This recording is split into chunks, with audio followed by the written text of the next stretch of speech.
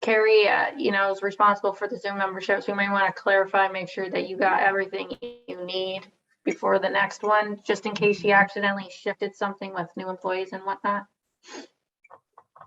Okay, so I will get started. Back up again. Actually, that was perfect timing because I had just finished the 10th step, so it didn't interrupt. So with the initiate and agree on a strategic planning process, this is where you got to decide who are your key players and which people, groups, units, or organizations should be involved in the effort. So I mentioned this earlier, right? Who is in your strategic planning process? Who should be on your strategic planning committee? Are you inviting people outside? More times than not, you're not going to want to do that.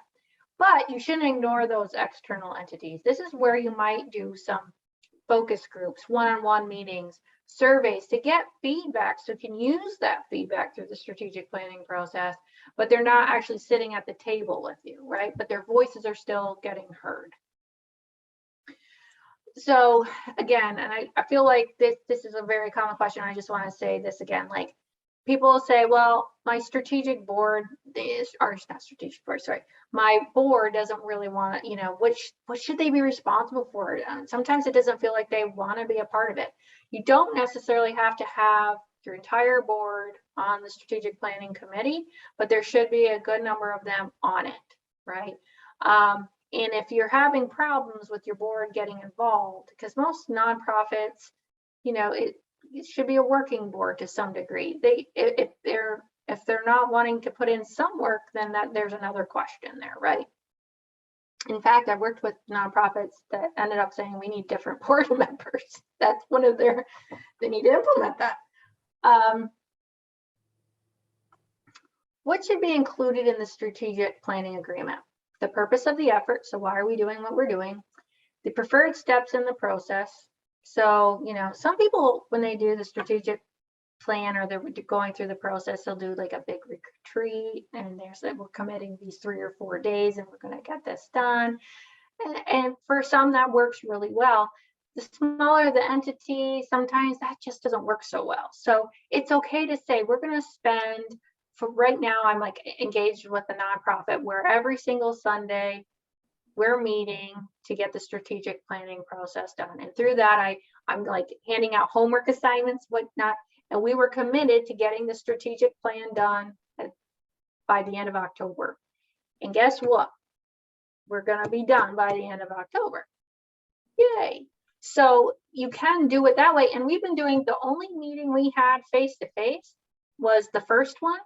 But every one after, we've done it via Zoom, and it's been every Sunday. So, I mean, there's different ways to do it, and you got to decide which one is best for you. So the form and timing of reports, you make sure that as you're making decisions, like you got financials, budgets, marketing, data, fundraising, all this stuff. You got to be able to get this in as you make your strategic plan. The role, functions, and membership of any group or committee empowered to oversee the effort. So, such as I always say, you want to create a strategic planning committee. I leave out the coordinating. You want to create a strategic planning committee. And again, remember to get that representatives from the board or executive team all the way down to the front line. The next thing you want to do is you want to make sure the role, the functions, and the membership of the strategic planning team. So what are they responsible for? And those that are on the committee, what is each one of those people responsible for? Because if they don't know what they're responsible for, they're probably not going to do what you really want them to do. So that meeting has to be, okay, Sally, you really like fundraising and events. So we're going to really focus on, we're going to go to you when it comes for that expertise. Or you're a CFO. We really need you for the budget and the forecasting and all that. So everyone kind of has their goals. The commitment of the resources necessary for proceeding with the effort. Okay, so if you're, what resources are needed to do it? If you're going to do a retreat, sizable financial resources will be needed. But if you're doing face-to-face and you're doing like weekly or bi-weekly, lunches, whatever you need done to get this done. Any important limitation on or boundaries for the effort, right? So this one nonprofit I work with, right? One of their limitations, boundaries, obstacles, what have you, is they really wanted to have this strategic plan done before a grant was out for bid, right? So they're like, we don't want to apply for this grant and then go, now what? We want to be able to have, once we get the money, be off on the ground running with it, right?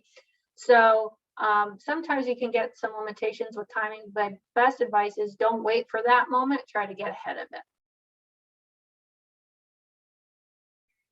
Identify organizational mandates. So you want to review your formal and informal mandates placed on the organization. So formal mandates, anything that the government's putting on you, any regulations, what your grants are, and informal could be what people know you really shouldn't be doing, but no one's putting it on paper, but politically we all know those are the informal mandates. Review requirements, restrictions, pressures, constraints, legislations, policies, ordinances, charters, articles, and contracts. There's so many things, but you got to make sure what's within your realm and what's not. Clarify organizational mission and vision, mission and values. So your organizational mission statement, it should be a concise explanation of the organization's reason for existence. Sounds like the why.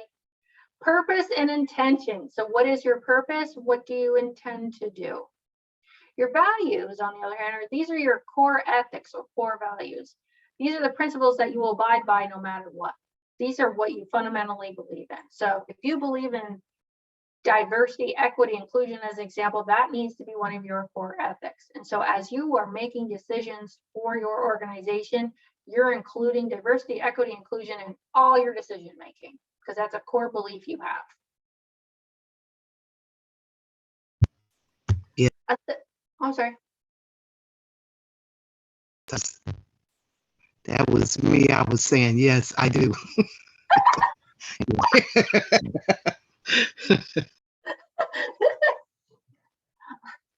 Assess the external and internal environment. So this is where you're exploring the environment outside the organization to identify the opportunities and challenges the organization faces, right? So what's coming down the pipe? What are people predicting in terms of regulations? What are they predicting in terms of where, like if you're a nonprofit, where's the government investing in terms of nonprofits? Are they investing, like we know the trend is like substance abuse, for example. So if they're not investing in some other things, what are you gonna, we gotta explore that so you know you can, what are we gonna do to mediate that? What can we do in response to that? What are there other alternatives? And then explore inside the organization to determine the strengths and weaknesses of the organization, right? We're really good at operations, but man, I don't know how to get brand awareness out there. Or we're really good at implementing XYZ service, but business, that's not where I come from. So once you know these things, own up to them, guess what? Then you can work on filling those gaps. And that comes from how you get there is you do the SWOT, the strengths, weaknesses, opportunities, threats, and trends evaluation. You want to identify the strategic issues facing the organization. So what fundamental policy questions or critical challenges are affecting the organization's mandates, mission, values, product or service level and mix, clients, users, repairs, costs, financing, structure, processes, and management, right? And how will you achieve the best fit between the organization and its environment? So let's say I'm going to use diversity, equity, inclusion again. If you're finding that, man, my organization is, I really want to have a diverse, equitable, inclusive organization, but it's not reflecting what I want it to do. This is where you say, what policies do we need to institute? What do we need to do in the marketplace or with our branding or in our communications? What do we need to do to change that, right? That's a strategic question. So what strategic issues to explore? What issues exist that could alter the organization and especially its core business? Some companies have dramatically pivoted if you just looked at their product or service, but their why didn't, right? Those companies through how technology continually evolves, if all you focused on was the product, You will die because technology continues to evolve. So you will always have to be looking at what is your real why. The product or service is just the tool, remember, to get to your why. What issues do not require organizational action today, but must be continually monitored, right? So when you're going through your strategic planning process, you're going to have your 5 or 6 big rocks. These are things that you're going to make these changes this year. I have to say it like this, come hell or high water. You're just going to do it. You're fully committed. But there's some things you would like to get done. Those you will say, I'm going to try to get to those this year, but these 5 or 6 rocks are my key areas of change. What issues are on the horizon and require some action in the future and perhaps now? So these are the things that you may not be experiencing right now, but you see them coming down the pipe, right? So if you're starting to see a shift, let's say with grant dollars, for example, you're seeing a trend change.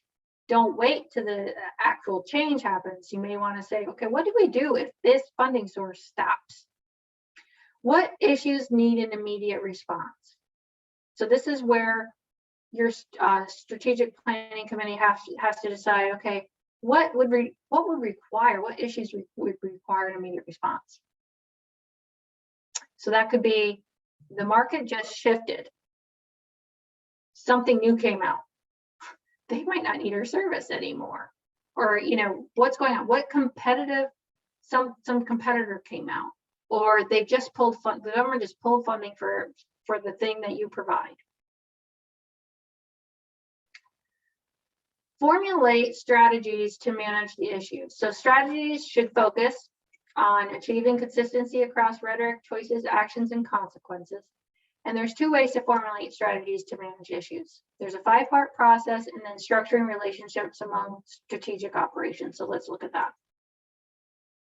So the 5-part process, you have identified practical alternatives to resolve the strategic actions. So these are your action terms. You go do, get, buy, achieve. These are the things, these are the alternatives to the issue. The planning team should enumerate the barriers to achieve the alternative streams or visions. So that's where the planning team or the strategic planning committee needs to try to remove any barriers to achieving the alternatives.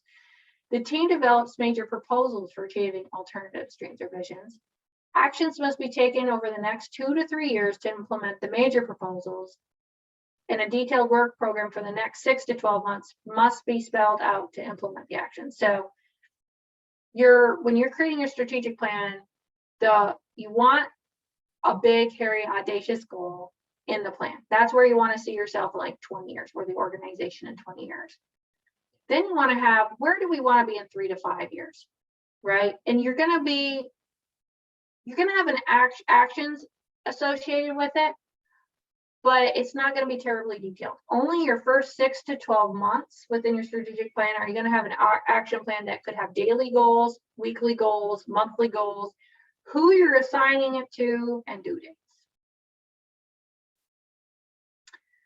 So how do you develop strategies? By structuring relationships among strategic operations. So this method was developed by Colin Eden and Fran Ackerman and their associates. This is listing multiple options for addressing each strategic. It's basically, I'm going to sum this up in one word.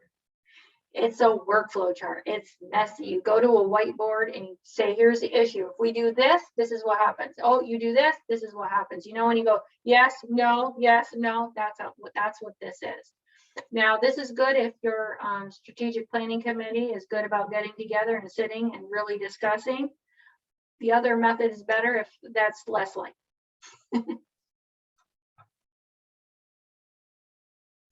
So review and adopt the strategies or strategic plan. So the planning team may need to obtain an official decision to adopt the strategies and implement them. I believe in an official strategy. It should be brought to a board meeting and should be voted on. Goals, concerns, and interests of all key internal and external stakeholders must be kept in mind before adopting the strategies. I think that's key, right? And that's why as you're going through this process, you want to be able to get feedback, whether formally or informally, from not just top level, but from the front line. Establish an effective organizational vision. This is when you develop a description of what it should look like once you've successfully implemented your strategies and achieved full potential. This is your vision of success. It could include mission, values, philosophies, basic strategies, performance criteria, decision rules, ethical standards. So this is where, like, think back to your vision board that you did at the beginning of the webinar. This is what success looks like to you.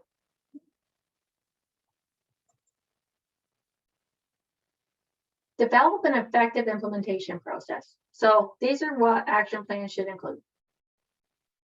Implementation roles and responsibilities of oversight bodies, organizational teams, or task forces and individuals.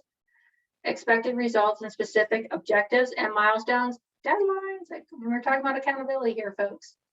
Specific action steps and relevant details, schedules, resource requirements. This is how you know how to budget for the changes that you want to make. A communication process.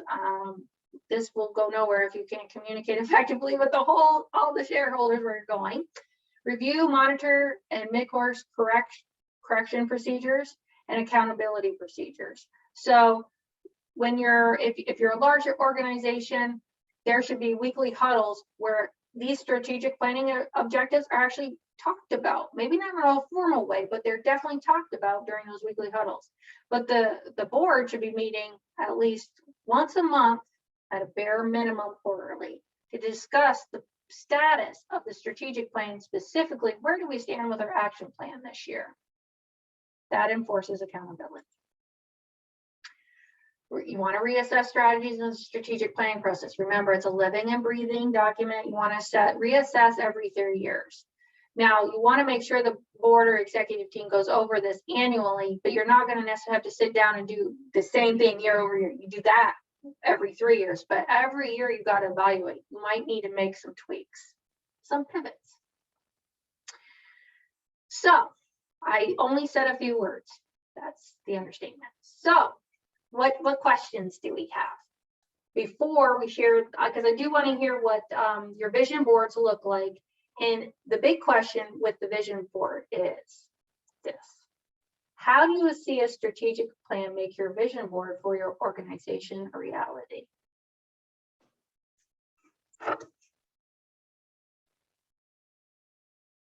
I just wanted to let everyone know that I'm going to, when this is finished, we'll be sending out an email, and you will get Tiffany's contact information. You'll get both recordings of both part 1 and part 2. That's how amazing this information was, Tiffany. It had to be broken down into 2 parts so that we could more properly consume it. And also be getting, will they be getting the these files? No, they will not be getting these files. Okay, so I hope you took notes, people. No, but I'll sort of summarize and also include you some links to our blog, because we have a blog on the MPWRSource where we're writing about the stuff really breaking it down. And I think, I don't want to speak for you, Elizabeth, I think we're eventually gonna have a strategic planning ebook. Yes, it will all be wrapped up and summarized, and you can get an ebook too. But the best I would recommend too is subscribing to the MPWRSource blog, and I will make sure to include a link to that as well in the follow-up. Thanks for coming in the beginning. And their blog is amazing, full of all kinds of phenomenal information to help you with your business planning and growth. So thank you for that. I really appreciate that, Bernadette. The blog is my 5th child, and it's the only one who obeys me. So I appreciate that. Well, at least you have one, Elizabeth. At least I have one. It's the only one that keeps it through. Thank you. It's awesome. Thank you. Well, now's the time. If you would like to share your vision board with the team, we can do that. I'm going to stop sharing my screen, and please shoot me up with some questions. I know we had it till 1 o'clock, but because of the glitch in the middle, we can go a little bit over if it works for you. I can't share my board because for some reason my PowerPoint is not working on my computer today, but I started it in my drive on my phone. And this comes at a good time for me because I'm not strategic planning for our organization, but in my role, I kind of oversee projects and different community-based things that we're doing.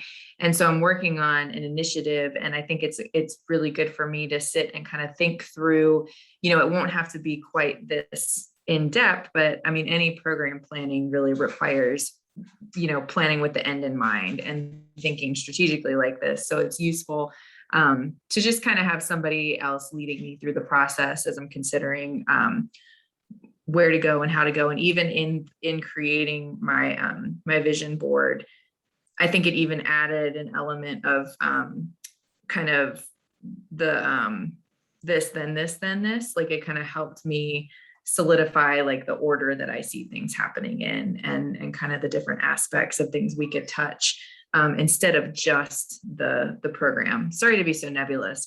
We're kind of building this, and so it's No, that's okay. yeah. So anyway, I appreciate it. Sorry I can't show you anything, but Oh, no, that's okay.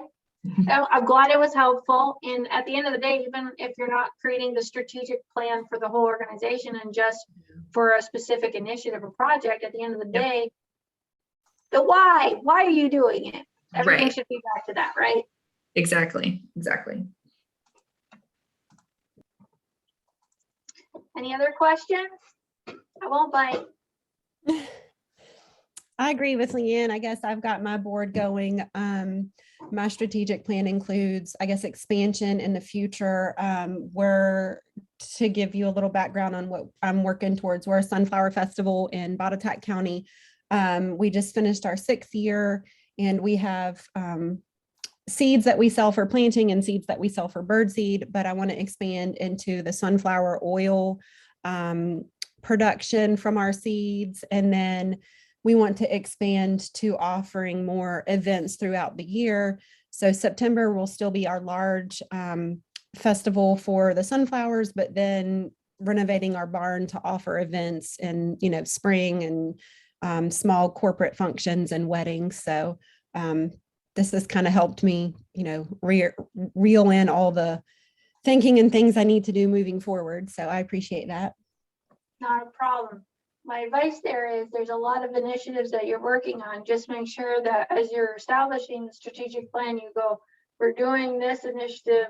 How does that relate back to the why? Okay, and I guess I should have stated that in the beginning. The whole reason that we started our event, we have a farm that's been in the family since 1900.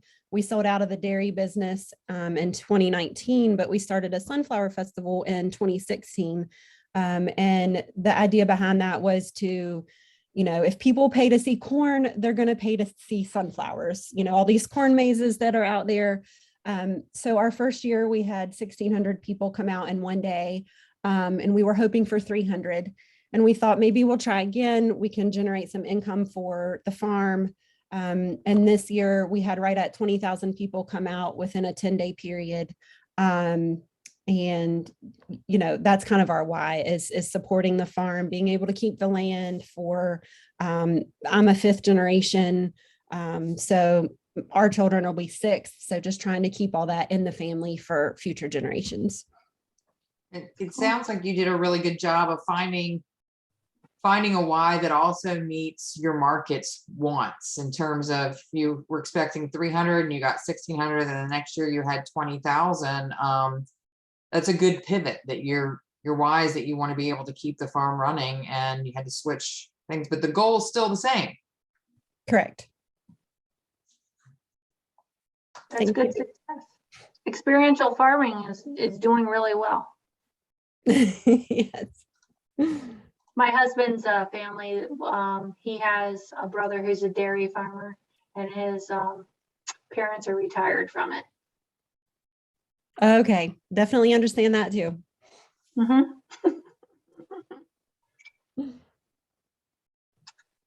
Any other questions?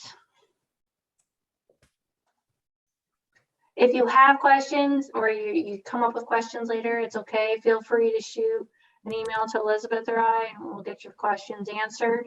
And I thank you for being here. It's always fun, and I hope you got something out of today.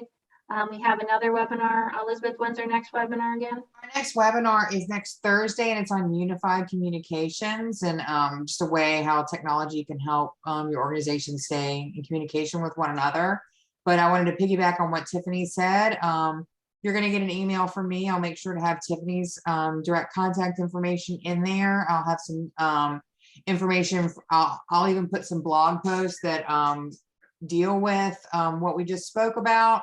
I'm also going to give you contact information for us so that if your organization wanted to schedule a one-on-one session with Tiffany, either to set y'all up to do your own strategic planning or to hire us as a consultant to take your organization through the strategic planning process and write up your strategic plan for you. That is our bread and butter. That is what we are good at. Clearly setting up Zoom meetings is not, but we are good at strategic planning.